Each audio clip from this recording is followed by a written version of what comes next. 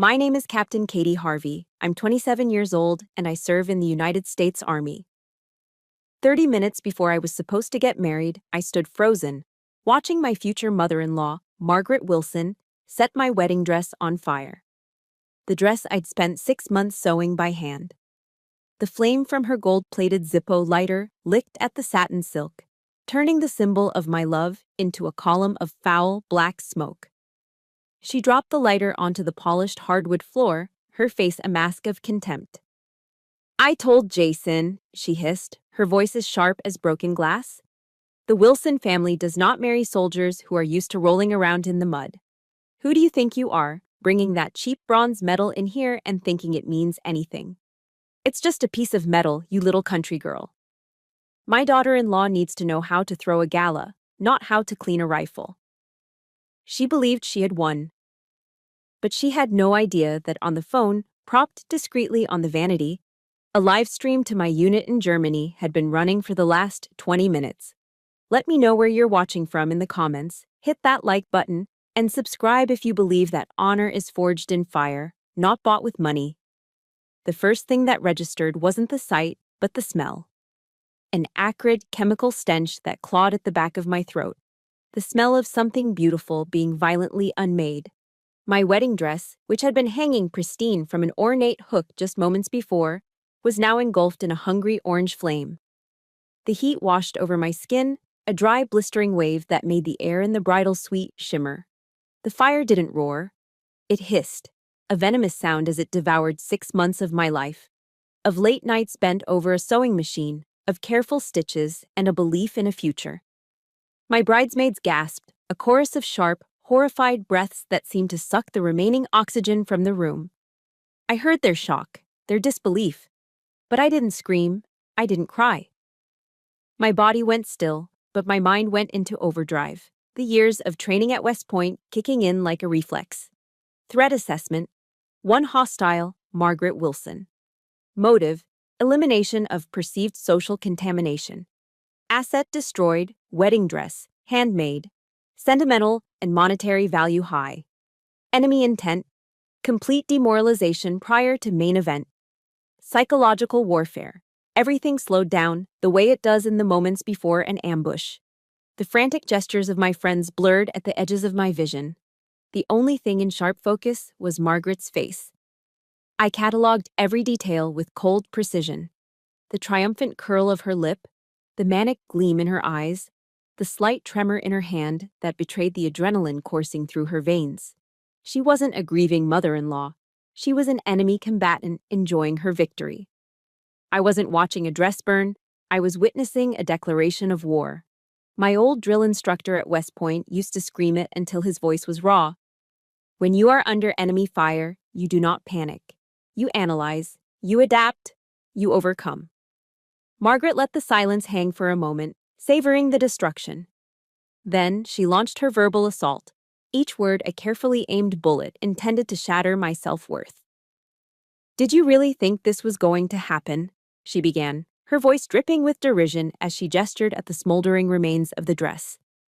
"That you could just waltz into this family, into this life? You don't belong here." She took a step closer, her diamond necklace catching the light, a stark contrast to the black ash beginning to drift through the air. She tapped a perfectly manicured finger against her collarbone. "This is worth more than every penny you'll ever earn in your little army career. Just like that cheap piece of jewelry you wear." Her eyes flickered to the bronze star I'd pinned to the inside of my bridal robe for good luck. My medal. The one I earned in Afghanistan, not for doing something extraordinary, but for doing my job while everything around us fell apart, for getting my people out. "It's not jewelry," I said, my voice dangerously quiet. "Oh, of course not," she sneered. "It's a prop, a costume to make you feel important. Your father is a firefighter back in Columbus, isn't he? How admirable." The word was an insult. "But my son needs a wife who can sit on the board of the Cleveland Museum of Art, not someone whose idea of a fine dining is an MRE out of a plastic pouch. You don't understand our world. You are filth." "Filth?" The word landed, but it didn't break me. It clarified things. Throughout her tirade, my bridesmaids hadn't moved. My maid of honor, Sergeant Jessica Reyes, my sister-in-arms, stood ramrod straight. Her hands were clasped behind her back, her expression unreadable. The others followed her lead. They weren't frozen in fear, they were silent out of discipline. They were waiting for their commanding officer, me, to give an order. Their collective stillness was a wall of steel, an impenetrable fortress of loyalty that Margaret, in her arrogance, completely failed to comprehend. She was used to people cowering, to hired help and social climbers who would grovel at her feet. She mistook our discipline for submission. She saw my silence and thought she had broken my spirit. A small, cruel smile played on her lips. She believed the battle was over. It was a fatal miscalculation. "You're good at taking orders," she said, delivering what she thought was the final blow. "But you will never, ever give them in this house." That was it. That was the signal. I didn't answer her with words. There was nothing left to say. Instead, I moved. My actions were deliberate, stripped of any hesitation. 3 precise steps brought me to the marble-topped vanity table against the far wall. My hand reached out, fingers closing around the cool, smooth case of my cell phone. There was no shaking, no fumbling. Just the quiet efficiency of a soldier performing a familiar drill. I turned back to face her, the phone held firmly in my hand. The entire room seemed to hold its breath. Even the hissing of the dying fire seemed to fade into the background. I finally met her gaze, and for the first time, she saw something in my eyes that wasn't shock or pain. It was control. My voice, when I spoke, was level. Not a single tremor of emotion betrayed the cold fury coiling in my gut. It wasn't the voice of a heartbroken bride. It was the voice of a captain informing the enemy that they had just walked, blindly and stupidly, into a minefield. "Mrs. Wilson," I said, my tone as flat and hard as a granite slab, "you have no idea what you've just done." As the color drained from Margaret's face, my mind flashed back. This wasn't a single, isolated attack. It was the culmination of a long, cold war she'd been waging against me from the very beginning. The fire in front of me was just the first time she'd used a literal match. For 2 years, she'd been trying to burn me down with words, with gestures, with a chilling contempt that was somehow more painful than open flame. The memories came rushing back, a series of invisible scars that now, in the smoky haze of the bridal suite, felt raw and exposed. It started with Thanksgiving. My first time visiting the Wilson family estate on the shores of Lake Erie. I was so nervous my hands were shaking as I drove up the winding, perfectly manicured driveway. I wanted so desperately to make a good impression, to show them I was more than just the soldier Jason had fallen in love with. I spent 2 days baking a pumpkin pie from my grandmother's recipe. The edges of the crust fluted perfectly, the aroma of cinnamon and nutmegs filling my tiny apartment. It was a piece of my home, a piece of my heart, offered up in a glass dish. I remember holding it out to Margaret in her cavernous, marble-floored foyer. She glanced at it, a flicker of something unreadable in her eyes, before a tight, dismissive smile crossed her lips. She turned to her housekeeper, a woman in a crisp gray uniform. "Maria," she said, her voice light and airy, "take this to the kitchen. For the staff." Just like that, my offering was relegated to the help. A small, calculated act of cruelty designed to put me in my place before I'd even taken my coat off. The rest of the dinner was a masterclass in psychological exclusion. Margaret spoke endlessly of a Melissa Hammond, the daughter of a real estate tycoon. She recounted Melissa's recent charity trip to Monaco, her latest acquisition at a Sotheby's art auction, and her family's summer home in the Hamptons. Every anecdote was a carefully polished stone thrown in my direction, meant to highlight how small and insignificant my world was in comparison. I remember sitting there, my smile feeling stiff and unnatural, as I pushed mashed potatoes around on my plate. Underneath the table, Jason squeezed my hand, a silent apology. But the humiliation was a bitter pill that a loving gesture couldn't quite help me swallow. Then came Christmas. I had spent weeks searching for the perfect gift for Jason's father, Richard. I knew he was a history buff with a passion for military strategy. After countless hours online and in dusty old bookstores, I found it. A rare, first edition copy of a book on the Civil War, signed by the author. When I gave it to him on Christmas morning, his eyes lit up with genuine delight. He ran his hand over the worn leather cover with a reverence that made my heart swell. For a fleeting moment, I felt like I belonged. And then, Margaret's voice cut through the warm, festive air. "Oh, Richard, do we really have room for more dusty old things?"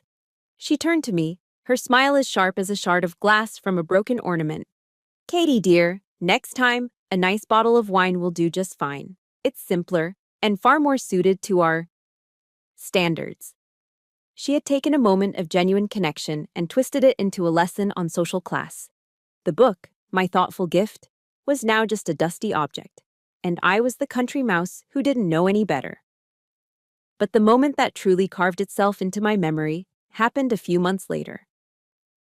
I had arrived early to pick up Jason and overheard his mother speaking to him in his father's study. Her voice was low but carried an intensity that made the hair on my arms stand up. "You are ruining your future, Jason," she said, her tone a venomous whisper. "What can that girl possibly offer you? A meager army salary and stories about life in a foxhole. You need a wife who can advance your career, who understands our world. Love doesn't pay the yacht club dues, Jason." An invisible fist slammed into my gut.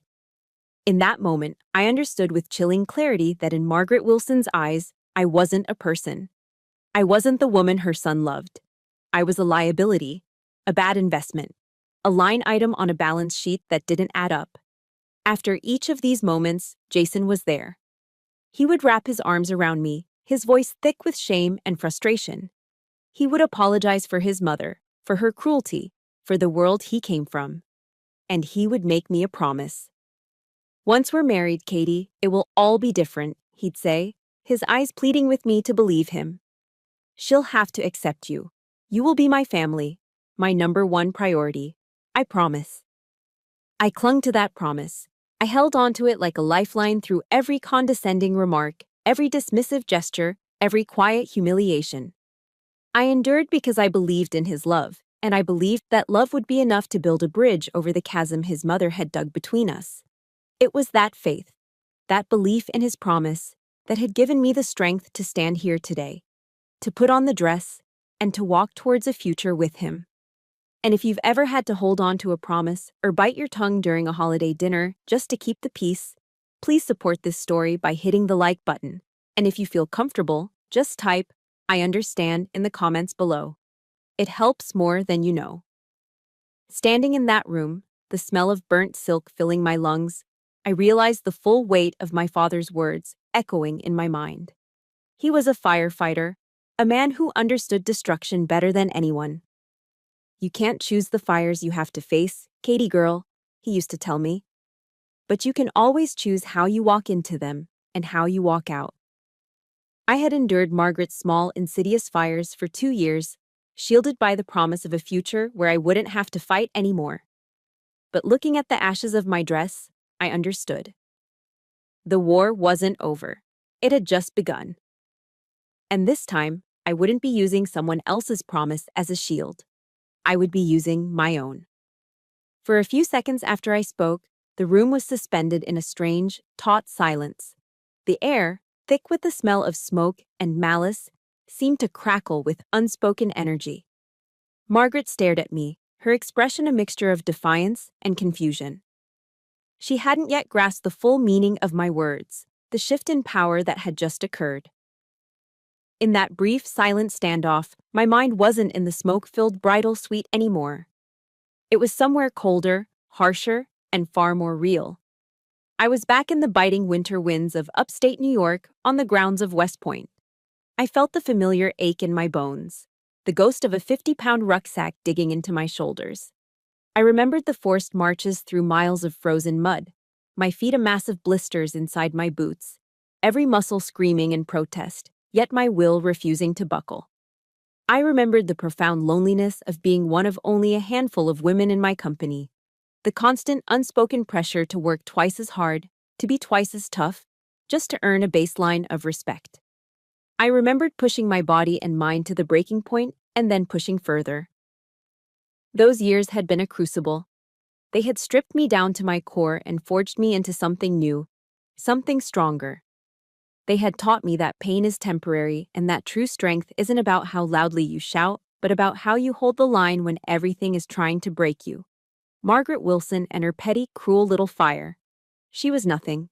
She was a spoiled child playing with matches compared to the infernos I'd already walked through. My thoughts then shifted, softening as they turned to Jason. I saw his face, the earnest look in his eyes the weekend he drove 8 hours straight from Cleveland to Fort Drum, just to spend a few hours with me before turning around and driving back. I remembered him sitting on the floor of my barracks room, patiently learning how to field strip and clean my M4 rifle. Not because he had any interest in firearms, but because he wanted to understand my world, to hold a piece of it in his own hands. I remembered the long nights when I was deployed in Afghanistan, his voice a steady anchor over a crackling satellite phone as the distant thud of mortars echoed in the background. He never told me to be careful. He knew I would be. He just listened. His love was real. It was tangible and true, a steady beacon in the chaos. And it was for him, as much as for myself, that I knew I had to fight this battle. I wasn't just defending my own honor. I was fighting to pull him out from under the toxic shadow of the woman who thought love could be measured in yacht club dues. My gaze fell upon my bronze star, still pinned to my robe, glinting softly in the dim light. Margaret had called it a cheap piece of metal. To me, it was anything but. It wasn't a trophy. It was a testament. Looking at it, I didn't see polished bronze. I saw the faces of the soldiers in my unit. Young men and women who had trusted me with their lives in a place where one bad decision could mean the end of everything. I saw their sacrifice, their grit, their unwavering loyalty. That medal was a symbol of something Margaret would never understand: honor. It isn't something you can inherit or buy at an auction. It isn't displayed in a glass case. It's forged in quiet moments of integrity, in making the hard right choice over the easy wrong one when no one is watching. It's earned in sweat and fear, and an unwavering commitment to something bigger than yourself. West Point's motto was etched not just on the academy walls, but onto my very soul: duty, honor, country. They weren't just words, they were my compass. Setting fire to a wedding dress was a cowardly act. It was an act devoid of honor. And Captain Catherine Harvey does not retreat from cowardice. I thought of the day I got my acceptance letter to West Point. There was no fancy dinner, no champagne toast. My family celebrated in our small backyard in suburban Columbus with cheap beer and pepperoni pizza from a local joint. I remember my dad, a quiet man of few words, wrapping me in a hug, his firefighter's uniform still smelling faintly of smoke. He held me tight and whispered in my ear, his voice thick with emotion, "I have never been more proud." That simple, heartfelt pride from my working-class father was worth more than all the Wilson Steel money in the world. The contrast between that pure, unvarnished love and Margaret's venomous contempt solidified my resolve into something sharp and dangerous. All these thoughts, the grueling marches, Jason's steadfast love, my father's pride, the weight of my duty, converged in that single moment. My composure was no longer a defense mechanism. It was now a weapon. With a slow, deliberate movement, I turned the phone in my hand, angling the screen so Margaret could see it clearly. Her own face stared back at her, twisted in a mask of arrogant fury. The image was live, undeniable. Her eyes widened, the first flicker of genuine panic breaking through her carefully constructed facade. "The wedding live stream," I explained, my voice as calm and steady as if I were delivering a routine situation report. "For my unit stationed in Germany, and for Jason's family down in Florida who couldn't make it." I let the words hang in the air for a beat, each one a hammer blow against her crumbling fortress of privilege. It's been running for the last 20 minutes. The counteroffensive had officially begun. The mask of contempt on Margaret's face shattered. It happened in an instant, the smug superiority collapsing inward, replaced by a raw, primal panic. Her carefully curated composure dissolved into a gasping disbelief. You're lying," she stammered, her voice losing its sharp, aristocratic edge and becoming thin and reedy. "You wouldn't dare." But the proof was undeniable. From the small speaker of my phone, A wave of sound spilled into the room, dozens of voices murmuring in shock and outrage from halfway across the world. Then, one voice, clear and loud, cut through the noise, amplified by the phone's microphone. It was one of my sergeants in Germany. "Captain Harvey, we got your six. Bravo Company is right behind you." The sound of her soldiers, my soldiers, cheering in support was the breaking point. Like a cornered animal, Margaret lunged for the phone, her perfectly manicured nails outstretched like claws. She never made it. Sergeant Jessica Reyes moved with the fluid, economical grace of a trained soldier. She didn't touch Margaret. She simply stepped into her path, a calm, immovable object. "Ma'am," Jessica said, her voice devoid of emotion, yet carrying the unmistakable weight of authority. "I would advise against that. You have just committed destruction of property and verbal assault in front of several hundred military and civilian witnesses." Jessica's words were not a threat. They were a statement of fact, delivered with the chilling finality of a judge's gavel. Just then, on the live stream, the camera feed, which one of the bridesmaids had been holding, panned across the wedding guests. It settled for a moment on the groomsmen's area, where Jason stood. I saw his face. It was a thundercloud of disbelief hardening into pure, unadulterated fury. For a second he just stood there, his knuckles white as he clenched his fists. Then, without a word, he started to run. He didn't walk. He didn't jog. He ran. He sprinted through the perfectly arranged rows of white chairs, knocking over a stand of lilies with a crash that echoed through the stunned silence of the courtyard. Guests cried out his name in alarm, but he didn't hear them. He ran like a man charging into a combat zone to pull a fallen comrade from the line of fire. The door to the bridal suite burst open, slamming against the wall. Jason stood there, his chest heaving, his eyes wild. He didn't look at his mother. He didn't look at the smoking ruin of my dress. His eyes found mine, and in them, I saw a desperate plea for confirmation, for me to tell him that the horror he had just witnessed wasn't real. I just gave a single, slow nod.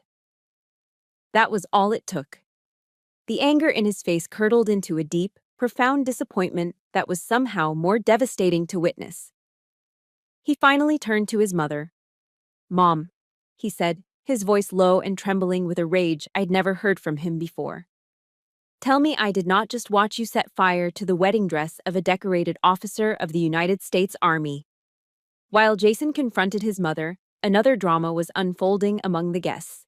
Richard Wilson, a man I had only ever seen as the picture of stoic, corporate calm, sat in the front row as if he'd been struck by lightning. For a long moment, he was utterly still, his face pale with shock as he stared at the live stream on his own phone. But then, the shock gave way to something else. A quiet, cold resolve settled over his features. He rose to his feet with a new and unfamiliar purpose. He didn't shout. He didn't cause a scene. He walked calmly to a member of the hotel's security staff standing discreetly by the entrance and murmured something in his ear. His movements were precise, efficient, and final. He wasn't just managing a family crisis, he was a CEO performing damage control, excising a cancer from the board of his own dynasty. He had chosen his side. Back in the bridal suite, the tension was suffocating. Just as Margaret opened her mouth to offer some twisted justification, Richard Wilson walked into the room. His presence immediately commanded the space. He didn't even glance at his wife. His eyes, full of an apology so deep it needed no words, found mine. He walked straight to me, past his sputtering wife, past his furious son, and stood before me. "Captain Harvey," he said, his voice firm but laced with a profound sense of shame. "I am so very sorry. This will be handled." He took a breath, his gaze unwavering. "The wedding will still proceed, if that is what you wish." It was more than an apology. It was a decree. It was the official sanction from the patriarch of the Wilson clan. He had not only accepted me, he had sided with me against his own wife. That was all Jason needed. Emboldened by his father's support, he turned back to Margaret, his voice now stripped of its earlier tremor, leaving only the hard steel of finality. "You heard him, Mom," he said. "You are not welcome here anymore." The words hung in the air, absolute, and irrevocable. Margaret stared at him, her mouth agape, the full scope of her defeat finally crashing down upon her. She had gambled everything on the belief that her son's loyalty was to her name, her money, her world. She had lost. Her attack had not only failed to break me, it had incinerated the very foundation of her own power. In one fell swoop, she hadn't just lost a battle. She had lost her son, her husband, and her empire. In my officer training, they taught us about asymmetric warfare, about how a defeated enemy, once their primary assault has failed, will often resort to guerrilla tactics and psychological manipulation. They try to exploit your emotions, your loyalties, your sense of decency, twisting them into weapons to use against you. As the two large hotel security guards stepped into the room, their presence imposing and final, I watched Margaret Wilson execute that exact pivot. The defeated queen morphed into the tragic victim. Her rage vanished, replaced by a torrent of crocodile tears. Her posture, once rigid with arrogance, crumpled into a display of frail helplessness. She clutched at Jason's arm, her grip surprisingly strong. "Jason, my baby, please don't do this to your mother," she sobbed, her voice artfully broken. "I was only trying to protect you. I only want what's best for you. Can't you see? This girl, she has you under some kind of spell." Her wild, tear-filled eyes then darted to Richard. "Richard, are you really going to let her do this? Let her tear our family apart?" Every word was a precisely calibrated weapon, aimed at the two oldest and deepest vulnerabilities a son and a husband can have: guilt and duty. For years, this had been her most effective arsenal. I could hear the whispers starting up from the guests who were now crowded near the doorway, drawn by the commotion. Their murmurs were laced with sympathy, not for me, but for the distraught mother being treated so harshly on her son's wedding day. I saw it then, her final desperate gambit. To lose the battle but win the war of public opinion, painting herself as the martyr and me as the villain. I watched Jason's face. This was his final test. For years, I had seen him waver under this exact kind of emotional onslaught. I'd watched him try to appease her, to smooth things over, to compromise his own happiness for the sake of a fragile peace. A part of me held my breath, a cold knot of anxiety tightening in my stomach. But the man standing before her now was not the same man who used to apologize for her behavior. The fire had forged him into something new too. He looked at his mother, and then he looked at me. When he spoke, his voice wasn't angry anymore. It was filled with an infinite, bone-deep weariness. With a gentleness that was somehow more final than any shout, he reached down and carefully unclasped her fingers from his arm. "That's enough, Mom," he said softly. He took a half step back, creating a small but significant space between them, and gestured toward me. "What's best for me is standing right here." His gaze returned to her, clear and unwavering. "You have had so many chances to accept her, to be a part of our life. But you chose to burn a bridge tonight. I am not going to let you burn anything else." Her performance faltered. His calm refusal to engage with her drama was like throwing water on her manufactured fire. It was a language she didn't understand. That's when Richard Wilson made his move. He stepped forward, physically placing himself between Margaret and us, a human shield of quiet, absolute authority. His expression was grim, his patience gone. He addressed the security guards first. "Please escort Mrs. Wilson to her car. Ensure she leaves the hotel premises immediately." The order was given with the crisp, impersonal authority of a CEO's firing a rogue executive. Then he turned to his wife. His voice was low, but it cut through the room like a surgeon's scalpel. "Margaret, we will discuss this at home. But today is my son's day." He paused, and then he did something that shifted the entire foundation of the Wilson family. He put a firm, steady hand on my shoulder. "And this young woman," he said, looking Margaret straight in the eye, "is my daughter now. If you ever touch her or speak to her like that again, you will answer to me." It wasn't a warning. It was a verdict. It was a public and irreversible transfer of power. The matriarch had been officially deposed. That was the blow that finally broke her. Denied by her son, dethroned by her husband, Margaret Wilson finally, truly, fell apart. The manufactured tears dried up, leaving behind an empty, hollowed-out expression of utter defeat. The fight was gone. All that remained was the vacant stare of someone who had just lost everything and knew it. As the security guards gently but firmly led her away, she had to pass by me. She stopped for a brief, chilling moment. She didn't say a word. She just looked at me, and her eyes were two black pits of pure, undiluted hatred. It was a look that promised this was not over, not really. The shadow had been banished from the room, but I knew its memory would linger. The door clicked shut behind her, plunging the room into a heavy silence. The immediate threat was gone, but the aftermath remained. The smell of smoke, the looks of shock on my friends' faces, the gaping hole in our schedule. We were a unit whose mission had been disrupted by hostile fire. For a moment, everyone just stood there, stunned, adrift in the chaos. I took a deep breath, the first calm, centering breath I'd taken in what felt like an eternity. I looked at the clock on the wall. The ceremony was supposed to have started 10 minutes ago.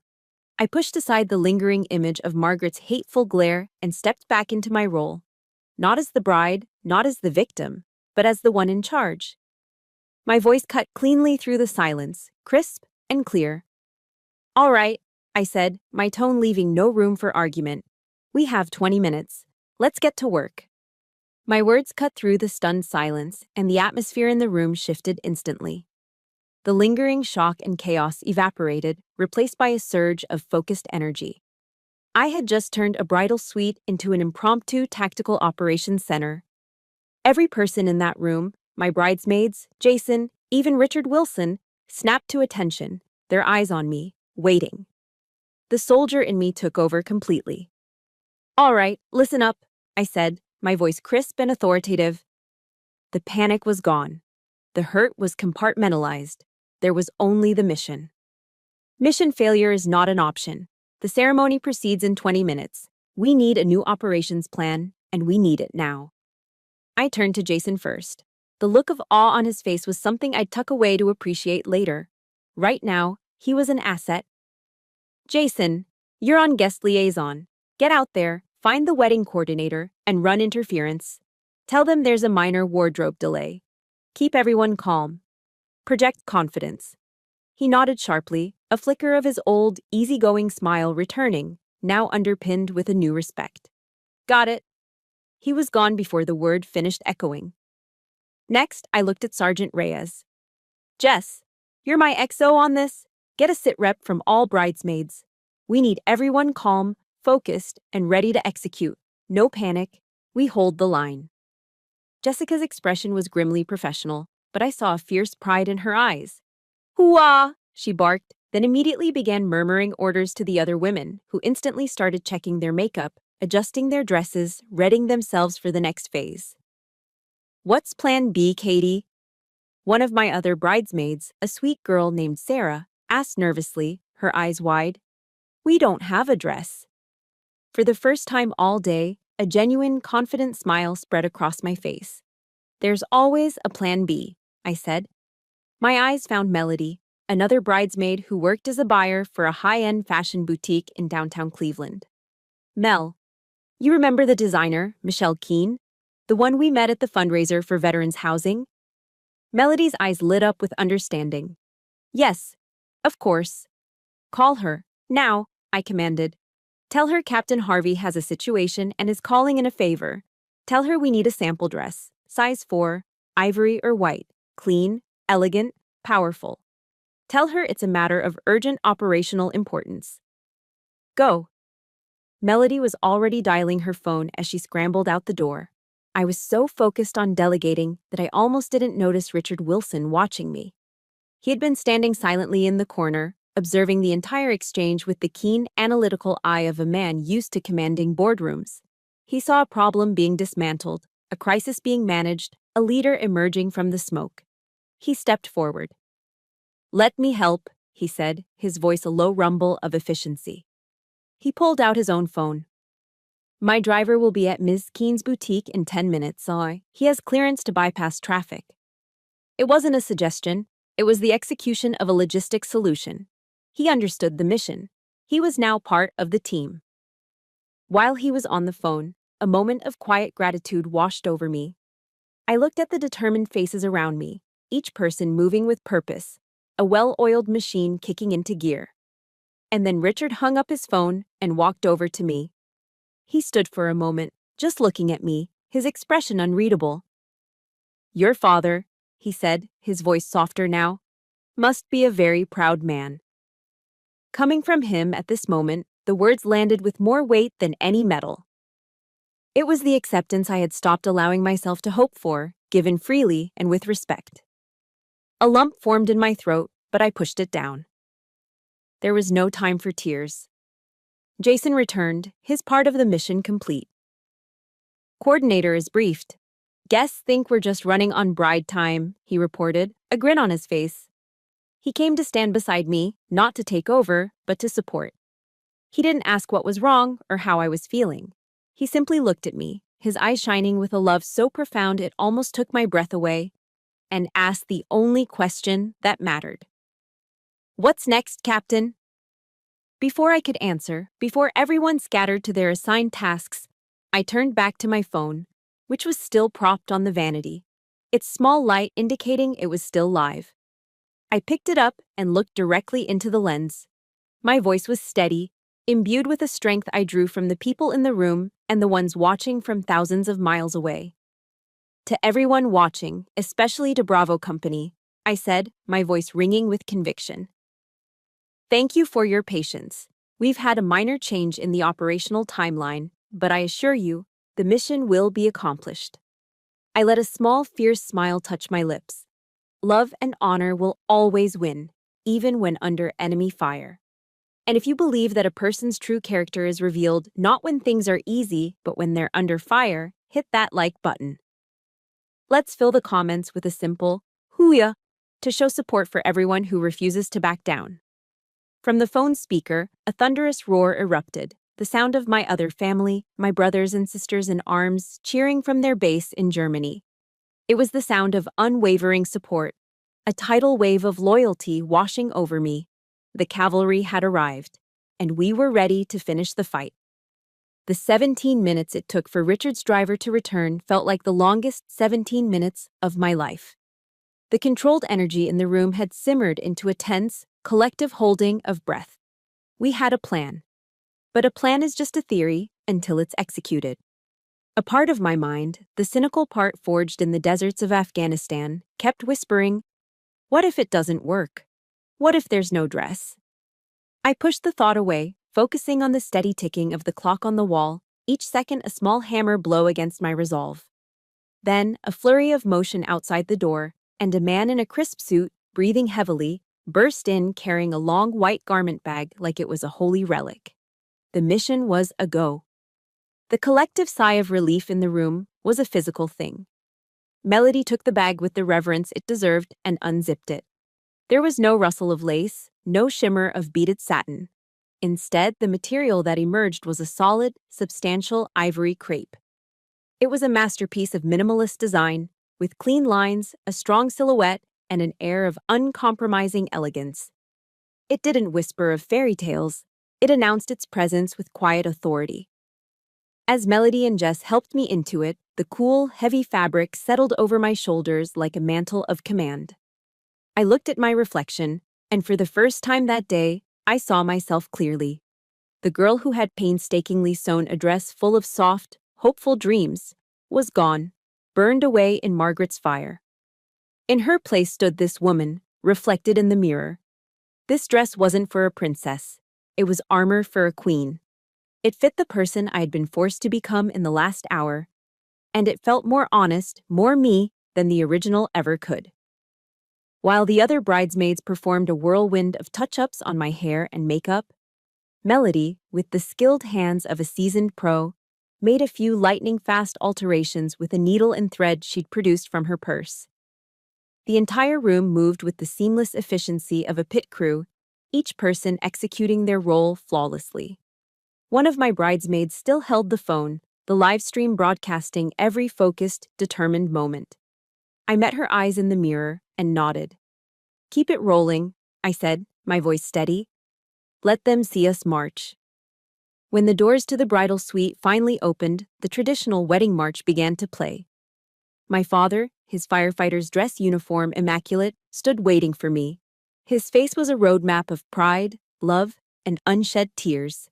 He took my arm, his grip strong and steadying, a grip that had pulled people from fires and carried me on his shoulders as a child.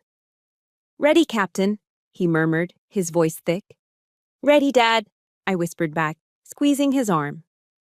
As we stepped out into the courtyard, an incredible thing happened. Jason, true to his word, had clearly briefed the guests. As one, every single person in attendance rose to their feet. But it wasn't the quiet, solemn reverence of a typical ceremony. A sound erupted from the crowd, a wall of sound, a tidal wave of thunderous applause that rolled through the courtyard and washed over me. It was a roar of approval, a standing ovation of defiance. They weren't just applauding a bride, they were applauding a fighter. They were clapping for my courage, for my resilience, for my refusal to be broken. I felt my father's hand tighten on mine, and when I glanced at him, I saw tears openly streaming down his weathered cheeks. As we began our walk down the aisle, my own vision blurring, I saw an elderly man in the second row. He was impeccably dressed, his chest adorned with a row of service ribbons from a long-past war. He stood ramrod straight and, slowly and deliberately, raised his hand to his brow in a crisp, military salute. He was a retired Army general, I realized with a jolt. A moment later, another man in the fourth row, a former Marine with a bulldog tattoo visible on his forearm, stood straighter and did the same. Then another, and another. All across the courtyard, the veterans and active duty service members in the audience, men and women, old and young, were saluting me. It was the highest honor they could bestow. A silent, powerful acknowledgement that transcended this wedding, this family drama. They were saluting one of their own, recognizing the uniform of the heart. The tears finally spilled over, but they were tears of overwhelming, cleansing gratitude. When I reached the altar, Jason took my hands in his. The love and pride in his eyes were so intense they felt like a physical force, holding me up, making me stronger. Our officiant, a retired Army chaplain with a kind, knowing face, set aside his prepared notes. He looked out at the guests, then at us. "We are gathered here today not just to witness a marriage," he began, his voice warm and resonant, "but to celebrate courage, to honor commitment. In the Army, we have a term for the person you trust with your life, the one who always has your back through chaos and fear. We call them a battle buddy.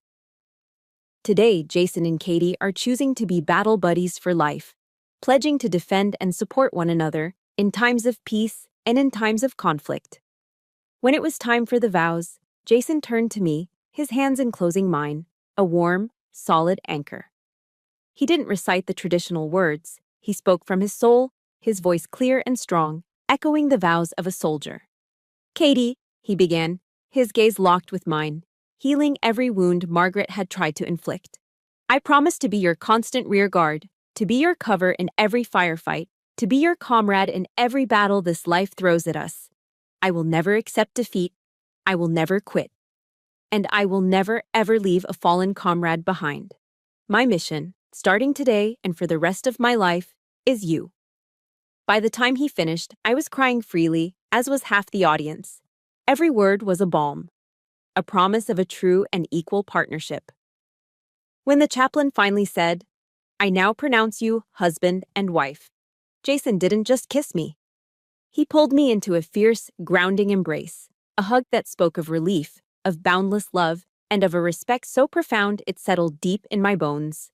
It was a hug that said, "We made it. We're safe now." The applause that erupted was deafening, a joyous explosion of sound.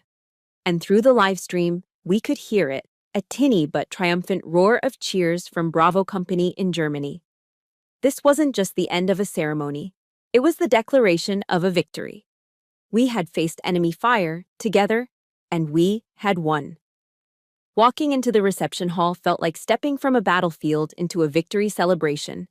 The air, which had been thick with tension just an hour before, was now buzzing with a joyous, electric energy. As Jason and I were announced as husband and wife, The applause was even louder than it had been at the ceremony, a sustained, heartfelt roar of approval. But underneath the celebration, something fundamental had shifted. This was no longer just a wedding reception, it was an after-action review, and the results were being tallied in real time. As we made our way through the room, I noticed that nearly every guest was looking at their phone. The live stream hadn't just been watched, it had been weaponized. Short, powerful clips of Margaret setting the dress on fire, of her venomous tirade, of Jason's furious sprint, and of the veteran's salute had gone viral within our local community. A local news reporter, who had been invited as a guest, was already doing a live feed from a quiet corner of the room. The hashtags were everywhere. Captain Katie, wedding under fire, honor wins. What Margaret had intended as a private act of humiliation had become a very public referendum on her character, and the verdict was unanimous. The social landscape of the room had been completely redrawn. I watched as Margaret's inner circle, a clique of wealthy, formidable women who usually held court like a coven of queen bees, huddled together in a corner. They looked awkward, uncomfortable, their usual air of effortless superiority replaced by a palpable sense of unease. They had come expecting to witness the strategic merger of two powerful families. Instead, they had witnessed the self-immolation of their queen. One by one, I saw them make quiet, hasty exits, slipping out a side door without so much as a goodbye. They were rats deserting a sinking ship. The people who remained were our people. Jason's colleagues from his architecture firm, who looked at him with a newfound respect. My friends from home, their faces beaming with pride. And most noticeably, the veterans. They had formed their own unofficial honor guard around our table, a warm and welcoming battalion of shared values. The head table, which Margaret had meticulously planned to seat the old money titans of Cleveland, was now occupied by a retired firefighter, a decorated army captain, a proud architect, and a CEO who had just rediscovered his own moral compass. The social order Margaret had spent a lifetime building had crumbled to dust in a single afternoon. One of Margaret's closest friends, a woman named Beatrice Astor, whose face was a familiar sight on the society pages, made the mistake of trying to bridge the gap. She approached me with a practiced, sympathetic smile, her diamonds glittering. "Oh, Katie, my dear," she cooed, placing a cool hand on my arm. "Such a terribly unfortunate incident. Margaret just gets a bit overwrought sometimes." I looked down at her hand on my arm, then back up at her face. I gave her a smile that was all teeth and no warmth. "In the Army, Mrs. Astor," I said, my voice pleasant but laced with ice, "we call what she did a hostile act, not being overwrought. But it was so lovely to meet you." The smile froze on her face. She withdrew her hand as if she'd been burned, stammered a quick, unintelligible reply, and beat a hasty retreat. The message was clear. The old rules no longer applied. I was not going to play their game of polite, passive-aggressive nonsense. Richard Wilson, however, was not acting like a man ashamed of his family's scandal. He was acting like a victorious general consolidating his position. He moved through the room with a renewed sense of purpose, not apologizing, but proudly introducing his new daughter. He'd bring a guest over, clap them on the back, and say with a booming voice, "Have you met my daughter, Captain Harvey, toughest damn person in this family?" He was publicly, unequivocally declaring his allegiance. Later, during the toasts, he stood up, glass in hand. He didn't rehash the day's events. He didn't need to. Everyone knew. Instead, he made a simple, powerful announcement. "To Jason and Katie," he said, raising his glass to us, "who have reminded us all today what truly matters." He paused, letting the words sink in. "And in that spirit, I am announcing tonight that the Wilson Family Foundation will be undergoing a major shift in its directional focus in the coming year." It was a quiet, corporate-sounding statement, but everyone in the room understood the subtext. The era of Margaret Wilson, with her vanity projects and social climbing charities, was officially over. But the most powerful testament to our victory wasn't in the toasts or the retreating backs of Margaret's friends. It was an idea born from the quick thinking of my bridesmaids. In place of a traditional guestbook, They had set up a large, beautifully framed corkboard with a banner across the top that read, Operation Enduring Love After Action Report. Guests didn't just sign their names or write cliched congratulations. They left messages of support, of admiration, of inspiration. The retired Marine with the bulldog tattoo wrote in bold Sharpie, Hurrah, Captain! You fought the good fight. Semper Fi. A young woman who worked with Jason wrote, Thank you for showing all of us that you never have to shrink yourself to fit into someone else's world.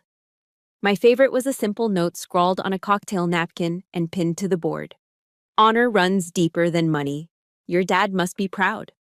That board, filled with heartfelt messages of respect and solidarity, was worth more than all the expensive wedding gifts in the world.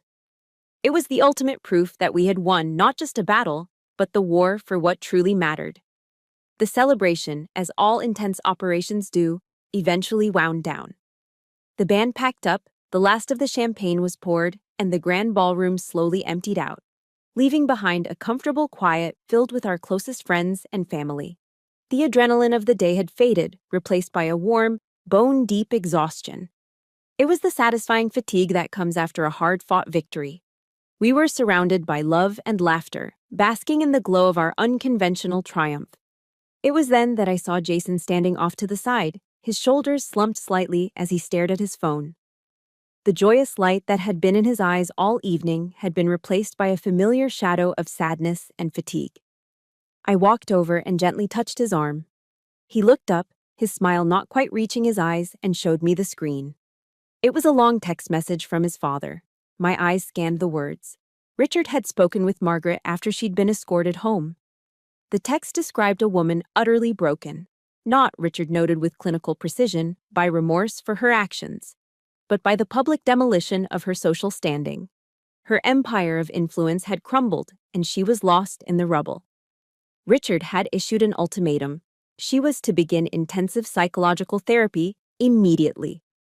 It was her only path, he wrote, to any possible future relationship with her son. The final line was heavy with uncertainty. The future is in her hands now. Jason locked his phone and slid it into his pocket, the weight of it seeming to pull him down. Do you think, he asked, his voice barely a whisper, that we'll ever be able to forgive her? The question hung in the cool night air, heavy and complex. This was the aftershock, the part of the battle they don't show in the movies. Winning is one thing. Figuring out how to live in the crater left behind is another. Come with me, I said softly, taking his hand. I led him away from the lingering warmth of the reception hall, out through a set of French doors and into the hotel's quiet, manicured garden. The moon was high and bright, casting long shadows across the stone pathways. The air was cool and clean, a welcome contrast to the emotionally charged atmosphere we'd been in for hours. We found a stone bench tucked away in a small alcove, surrounded by the sweet scent of night-blooming jasmine. For a long moment, we just sat in silence, listening to the gentle murmur of a nearby fountain. Jason, I began, choosing my words with care. There's a prayer they teach you to lean on in tough times, the Serenity Prayer. It's about having the serenity to accept the things you cannot change, the courage to change the things you can, and the wisdom to know the difference. I looked at him, his face etched with conflict in the moonlight. I learned in the army that there's a big difference between forgiving someone and trusting them again. We can grant her our forgiveness, Jason. We can do it for ourselves so we aren't carrying around the weight of all that anger and bitterness. That's something we can change, our own hearts. I took his hand. But trust is different. Trust has to be earned back, one action at a time, over a very long time. And until it is, boundaries have to be established. That is the wisdom part. We can't just let her back into our lives as if nothing happened. There will have to be rules of engagement, new protocols. The balance of power has shifted, and she needs to understand that. He nodded slowly, a profound sense of relief seeming to wash over him. I wasn't demanding he cut his mother out of his life forever. I was offering a strategy, a way forward that protected us without demanding pure hatred. He was quiet for a moment, and then he reached into the inner pocket of his tuxedo jacket. He pulled out a small velvet-covered box. My heart skipped a beat, thinking it was another wedding gift. But when he opened it, my breath caught in my throat. Resting on the black velvet was my bronze star. He must have gone back to the bridal suite at some point, back to the ashes and the smoke, and found it. He had carefully cleaned away every speck of soot. The bronze gleamed, catching the moonlight. I found it on the floor, near the ashes of your robe, he said, his voice thick with emotion. He took it out of the box and pressed it into my palm. It was still warm from his body. My mother called this a cheap piece of metal. He closed my fingers around it, his own hands enveloping mine. To me, he said, looking me straight in the eye, this is the most precious piece of jewelry in the entire world. It represents who you are, and I have never been more proud to be your husband. In that moment, the last of the day's wounds closed over. The sting of Margaret's insult, the deepest cut she had managed to land, was finally, completely healed by the profound love and respect of this man.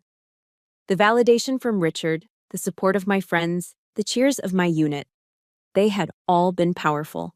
But this quiet act of recovery and reverence was everything. I didn't need Margaret's approval.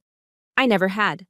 I had all the honor, all the recognition, all the love I would ever need, right here in my hands. We stood up and walked to the edge of the garden, our arms around each other, looking out at the glittering skyline of Cleveland spread before us. We survived the first major engagement, Captain, Jason murmured into my hair, his tone light but his words heavy with meaning. I smiled, leaning my head against his shoulder, the cool metal of the metal a comforting weight in my hand. And we'll get through every other one that comes our way. Together, I said. Our command center is secure. We didn't talk about a honeymoon in the Maldives. We didn't talk about buying a house or any of the normal things a newly married couple might discuss. We just stood there, breathing in the quiet victory, knowing that we had built the foundation of our life together not on easy promises, but on something far stronger. Something that had been tested and proven true in the heart of the fire. 3 months later, I found myself standing in the grand ballroom of the same hotel. But the atmosphere was unrecognizable. It was the night of the Wilson Family Foundation's annual fundraising gala, an event that had once been the glittering centerpiece of Margaret's social calendar. In the past, it had been a showcase of empty opulence and performative charity. Tonight, it was something else entirely. The air wasn't filled with pretentious chatter, but with a quiet, purposeful dignity. I stood beside Jason and Richard, not as a guest, but as a newly appointed member of the Foundation's board. Richard stepped up to the podium, and the room fell silent. Behind him, a large screen lit up, not with the old stuffy Wilson family crest, but with a new logo. A stylized, elegant phoenix, its wings unfurled as it rose from a subtle flicker of flame. Good evening, Richard began, his voice steady and clear. Tonight marks a new beginning, a new mission. He spoke of honor, of service, and of the resilience of the human spirit. Then, with a proud glance in my direction, he announced the Foundation's new flagship initiative. We are proud to launch the Phoenix Project, he declared, a dedicated grant program to support female veterans and military families who are transitioning to civilian life, helping them start businesses, pursue education, and find stable housing. A wave of heartfelt applause filled the room. I looked at the logo on the screen, the beautiful bird rising from the fire, and a profound sense of peace settled over me. The very fire Margaret had lit to destroy my future had been captured, repurposed, and transformed into a beacon to light the way for others. The ashes of my wedding dress had become the seeds of a forest of new opportunities. Throughout the evening, people didn't approach me to gossip or to offer pitying glances. They came to connect. They saw me not as the victim in a viral video, but as a leader. A young woman who introduced herself as a recently discharged Air Force pilot came up to me, her eyes shining with unshed tears. Captain Harvey, she said, her voice trembling slightly. I've been trying to get a loan to start my own aviation consulting firm, and I've been hitting brick walls for 6 months. I was ready to give up. She took a deep breath. Watching what you did, how you stood your ground, it gave me the strength to make one more push. Thank you, Captain. You have no idea what your story meant to me. Her words were a gift, a confirmation that my personal battle had become something larger than myself. I had a new mission now, right here at home, using my own experiences not just to survive, but to help others lead. I listened to her story, offered what advice I could, and connected her with a contact Richard had introduced me to earlier that evening. I was no longer just a soldier. I was becoming a bridge. Later in the evening, as Jason and I were chatting with my father, a hotel staff member approached with a small cream-colored envelope on a silver tray. It was addressed to Jason. He opened it, his expression guarded. Inside was a simple, elegant card. There was no long, rambling apology, no attempt at manipulation. There were only 5 handwritten words. I have started the therapy. It wasn't a resolution. It wasn't a happy ending for that broken part of our family. But it was a beginning. A single, fragile flicker of hope in a long, dark tunnel. Jason quietly folded the card and put it in his pocket. He met my eyes and we shared a silent understanding. The road ahead with his mother would be long and uncertain, but we were no longer afraid of it. We had been tested and we knew the strength of our alliance. We could face whatever came next. As the gala wound down, Jason and I stepped out onto the same balcony where we had stood on our wedding night, looking out at the glittering expanse of the Cleveland skyline. The night was calm, the air cool against my skin. For a long time, we just stood there, shoulder to shoulder, breathing in the quiet peace. "Did you ever think," Jason murmured, his arm wrapping around my waist, "that one burnt dress could lead to all of this?" I smiled, leaning my head against his shoulder, feeling the steady rhythm of his breathing. The image of the phoenix flashed in my mind, its wings tipped with gold. I thought of the ashes, of the hatred, and of the incredible resilient love that had risen from them. "The fire only burned away what was unnecessary," I said softly, my voice filled with a certainty that resonated deep in my soul. "The things that are truly built to last, the things forged from honor and loyalty and love, they don't burn." I turned to look at him, at my husband, my partner, my battle buddy. They just get stronger. The dress was gone, turned to ash and memory. But in its place, something far more beautiful and enduring had risen.